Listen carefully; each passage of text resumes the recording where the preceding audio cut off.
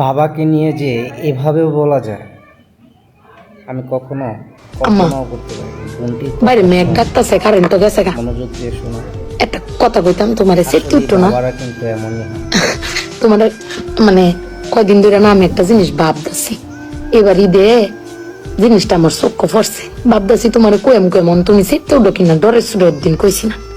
শোনো, তুমি ব্যাগবালা ছিলাও না, আব্বার লগে গড় ছিলাও না যে তোমার কেউ নাই, তোমার কেউ কিস্তা দেয় না, এই সংসার আইয়া তোমার জীবন করে দিতে হয়েছে গা, কিস্তা পাইছো না জীবনে।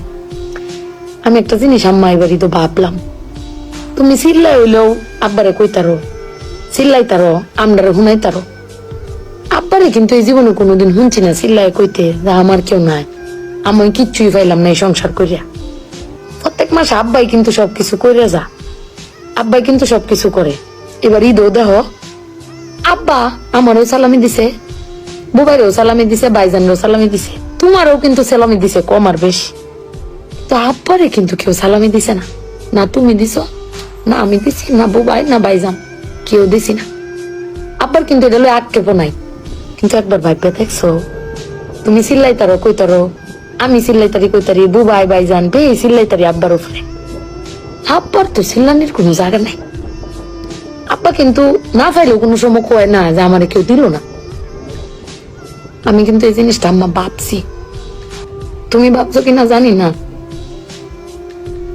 আব্বার কিন্তু কমের কোনো জায়গা পায় না।